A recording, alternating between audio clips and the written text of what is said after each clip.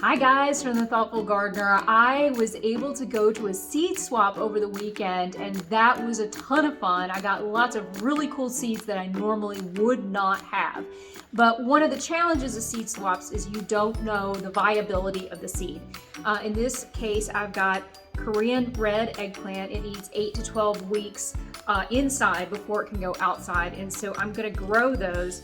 These seeds are super tiny. I don't know if you can even see that. It is really super tiny, and so I'm going to do a technique to get these seeds growing and to be able to determine the viability of the seed. So what we're going to need to do this is a plastic Ziploc bag and a paper towel. Now, what's great is if you recycle Ziplocs, this is a great way to recycle them. You're just going to write on the label what it is you're going to grow, and then we're just going to put the seeds in the wet paper towel. And I'm gonna put this on my seed mat.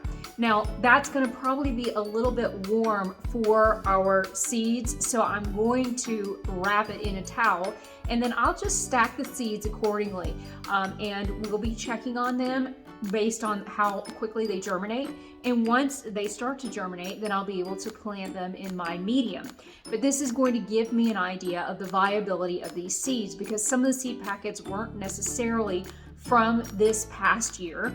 In addition, some were grown in people's gardens. And again, you just don't know if they have stored the seed properly. Ideally, if they do a lot of things from seeds, they probably have, so they know what they're doing.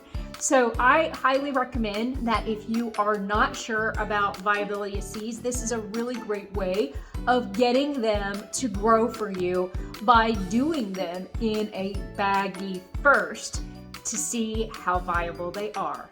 Garden thoughtfully and take care.